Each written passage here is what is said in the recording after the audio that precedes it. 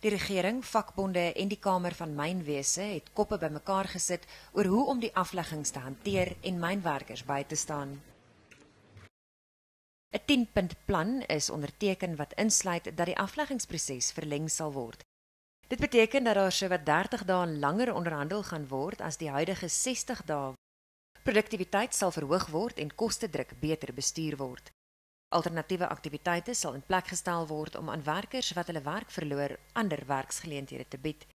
Daar is ook ooreengekom dat mynmaatskappye wat nie winsgewend is nie, verkoop sal word eerder as om werkers af te lê. Daar sal 'n fonds gestig word om werkers wat afgelê word te ondersteun. Multinasjonale mynmaatskappye moet tot die fonds bydra.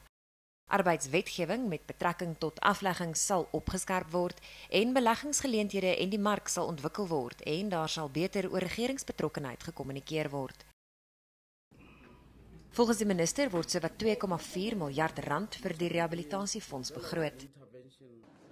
Daar is ook vandag onderneem om platinum soos goud as reservebate te verklaar. We have got the presidential intervention plan to deal with distressed mining towns. So it's a combined initiative by government to deal with the particular situations in the Platinum Belt specifically. Die vakbond Solidariteit beskryf die vergadering tussen al die betrokke partye as lig aan die einde van die tonnel. Die oorwinning is dat almal besef dat ons elkeen 'n aandeel het in die huidige afleggingskrisis en dat elkeen na homself moet kyk en dat produktiwiteit verhoog moet word, dat Suid-Afrika beter bemark moet word. Anina Peens, Nuus, Pretoria.